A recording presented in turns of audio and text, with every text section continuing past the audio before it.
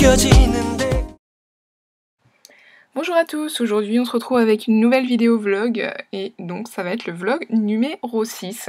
On est toujours à Séoul et on va être principalement dans le centre commercial de Coex, donc le Coex Mall, où se situe, comme vous pouvez le voir, l'aquarium, le Coex Aquarium, qui est un lieu assez connu. J'ai beaucoup aimé cet aquarium, ça m'a beaucoup détendu, c'était calme, serein. C'est un aquarium qui est ouvert toute l'année de 10h à 20h et qui se fait approximativement en 1h, 1h30, 2h grand max si vous prenez le temps. Vous avez plusieurs sections, dont une section comme vous pouvez le voir avec des objets insolites qui ont été donc transformés en aquarium. Donc vous aviez un frigo, des flippers, des cabines téléphoniques, c'était assez drôle.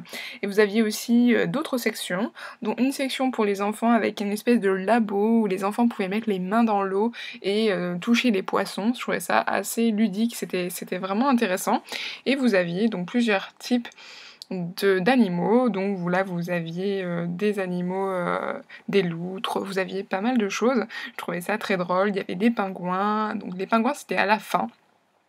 Et vous aviez un bel aquarium où vous pouviez passer en dessous, donc c'était un tunnel, donc là on y est, vous voyez il y a des poissons qui sont au-dessus de nous, c'est assez impressionnant, c'est pas la première fois que je vais dans un aquarium qui a des bassins de ce type, mais on a vraiment l'impression d'être sous l'eau avec les requins, enfin c'est assez impressionnant, enfin selon moi c'est quand même assez sympa, et moi ça m'impressionne toujours de voir à quel point les animaux, déjà comment ils nagent, à quel point ils sont gros, on s'en rend pas forcément compte quand on n'est pas en dessous, tout simplement.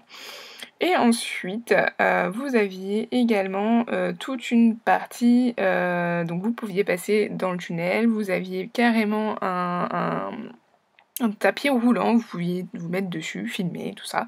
Je trouvais ça très très très sympa. Vous aviez les poissons exotiques, des tortues. Ensuite, après ça, on a fait un petit peu de shopping et accessoirement, on a mangé. Et on a mangé dans un restaurant qui était super bon, vraiment, de toute façon, quoi qu'il arrive, on a toujours très bien mangé en Corée. En tous les cas, moi j'adore la cuisine coréenne, donc c'est pas compliqué. Et ensuite, on s'est dirigé au SM Town. Donc à la base, c'était absolument pas prévu. Et c'est quand on est sorti, quand on est arrivé devant l'entrée du Coex Mall qu'on a vu ça. On a dit mais quoi ? Je savais que ça existait, je ne savais pas du tout que c'était là. Quand on a vu les espèces de gros poteaux que vous venez de voir avec ces grosses lettres, ces grosses insignes, tous les noms des groupes SM, je me suis dit non mais il faut qu'on y aille, c'est pas possible, on passe pas à côté de ça, faut y aller. Je pensais pas que c'était énorme à ce point-là, et je pensais pas non plus qu'on allait prendre autant de temps. Donc là, on vient de rentrer, on est à l'entrée de la chose, et vous voyez donc là la vidéo promotionnelle de l'endroit qui est diffusée. Donc là, il y avait les FX, Amber et tout ça. Donc vous montez et vous avez une d'entrée. D'entrée, ils vous mettent un shop. Donc vous avez un gros magasin avec plein de produits dérivés, EXO, Shiny, tout ce que vous voulez. Vous avez FX et vous avez SNSD, vous avez plein de choses. Vraiment, c'était cool de revoir aussi également d'autres artistes de la SM qui sont pas forcément très connus du grand public, du phénomène en tout cas Hallyu, notamment Kangta, Boa est très connu, cela dit. Et vous avez tout un tas de produits dérivés, donc des bijoux, des choses qu'on voit pas vraiment ailleurs, notamment ces verres à bière qui sont en partenariat avec la marque de bière Height. Et vous aviez donc les verres à l'effigie de vos groupes, les verres à bière. Donc moi je trouvais ça super cool, sauf qu'ils étaient tous out of stock. Et personnellement j'ai pas du tout craqué dans ce magasin. J'aurais bien voulu, notamment à cause de ça. Vous aviez toute une table avec plein de tampons.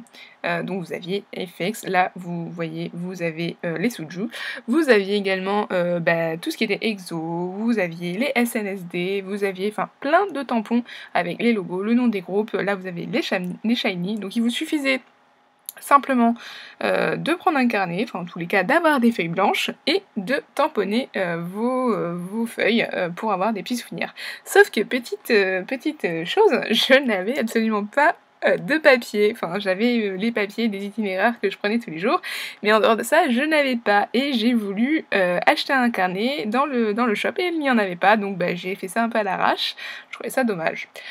Ensuite, vous avez à l'étage au-dessus le SM Town Studio, donc qui regroupe, vous voyez, tout un tas de trophées remportés par les stars. Vous avez toutes les émissions télé qu'ils ont remportées. Vous avez aussi également toute une partie avec les tenues. Donc là, c'était les SNSD.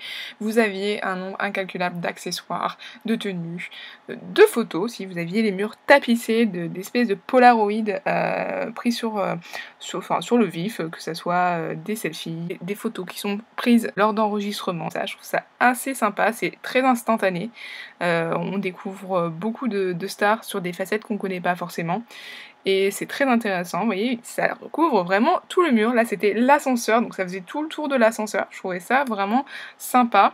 Par contre, je me suis toujours demandé, quand il y a un membre qui part, ils doivent galérer. Non, non, je rigole. Il y avait encore des photos de Sully, donc Sully ne faisant plus partie du groupe FX, elle était encore là. Et ensuite, en montant, vous avez le Somme Café. Donc là, c'était pour moi la ruine.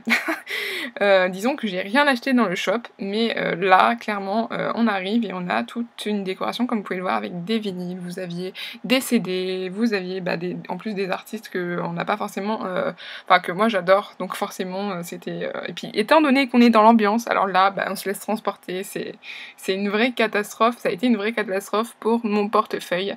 Et vous voyez, vous aviez les lampes aussi qui étaient accrochées avec plein de photos également.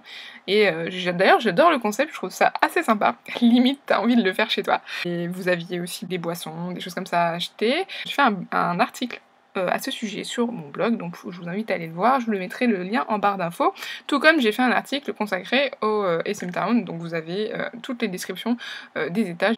Ensuite, on est au théâtre. Donc en haut, au dernier étage, vous avez le théâtre, avec un vrai théâtre. Vous pouvez voir des concerts retransmis, vous pouvez voir plein de choses, toujours sur le thème de la SM, hein, bien sûr. Et vous avez aussi tout plein de décors, donc des trompe-l'œil, vous pouvez vous prendre en photo avec votre artiste, des photomatons, vous aviez des empreintes de main, vous avez pu le voir, et des empreintes de main de malades. Moi j'ai vu des artistes de la SM, j'étais mort de rire de voir leurs mains, c'est drôle. Ensuite, on est allé au palais de Gyeongbokgung, désolée pour la prononciation, c'est toujours un petit peu compliqué, notamment quand c'est assez long, et c'était une occasion de le visiter de nuit. C'était vraiment occasionnel, ils l'ont ouvert quelques jours la nuit. Enfin, il y avait un nombre défini de places pour les touristes qui voulaient voir, découvrir un petit peu ce palais, et de nuit c'est vraiment très joli. Alors j'ai pas eu l'occasion de le faire de jour, donc je sais pas du tout ce que ça donne.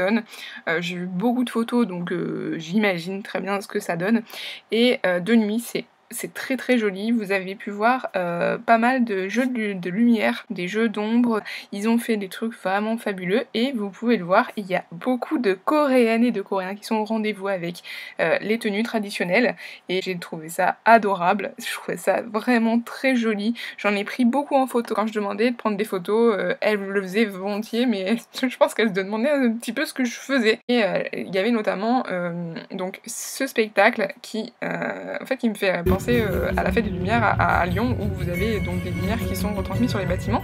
Là c'est ça en fait, c'est un jeu de lumière qui est retransmis sur le temple, qui est très très très beau.